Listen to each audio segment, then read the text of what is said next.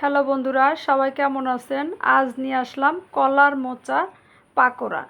প্রথমেই কলার মোচা বেছে নিব, তারপরে সুন্দর করে ধুয়ে পানি দিয়ে তারপরে একটি কড়াইয়ের মধ্যে অল্প কিছু পরিমাণ পানি দিয়ে এর মধ্যে একটু লবণ এবং হলুদ গুঁড়ো দিয়ে ফুটিয়ে নিব।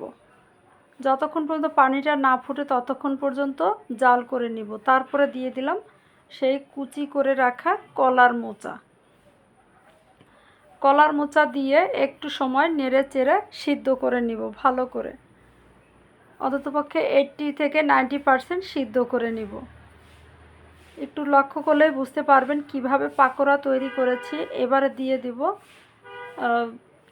একটি গরম মশলার গুঁড়ো। প্রথমে কয়েকটি শুকনো লঙ্কা, 2-3টা তেজপাতা, তারপরে দারুচিনি, এলাচ, লবঙ্গ, জিরে এবং একটু মিষ্টি জিরে দিয়ে ভালো করে ভেজে নেব। ভেজে নিয়ে এদিকে আমার পাকোড়া তৈরি করার জন্য কলার মোচা সিদ্ধ হয়ে গিয়েছে। নিয়ে আসলাম সিদ্ধ করার পরে পানিটা ছেঁকে এবারে হাত দিয়ে একটু চটকে নিব। তারপরে দিয়ে দেবো একে একে মশলা। ভালো করে একটু চটকে নিলাম যাতে দানা দানা না থাকে। এরপর দিয়ে দিলাম হলুদ, মরিচ, জিরে, ধনে এবং লবণ দিয়ে আর একটু আদা বাটা, একটু রসুন বাটা 1/2 টিস্পুন করে দিয়ে ভালো করে মেখে নিলাম। এবারে দিয়ে দিব বেসন, লবণ দিলাম, তারপর দিব বেসন। অল্প অল্প করে দিব এবং মাখাবো যাতে যতটুকু দরকার ততটুকু দিয়ে তৈরি করে নিব। বাকিটুকুও দিয়ে দিলাম, দিয়ে ভালো করে হাত দিয়ে মেখে নিলাম।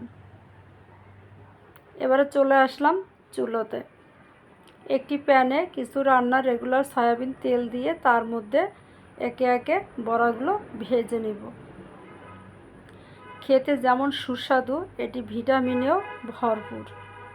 বাচ্চাদের অবশ্যই তৈরি করে খাওয়াবেন, কারণ এগুলো বাচ্চারা এমনিতে খেতে চায় না। যেহেতু পাকোড়া তৈরি করা হয়েছে তাই সবাই খেয়ে নেবে।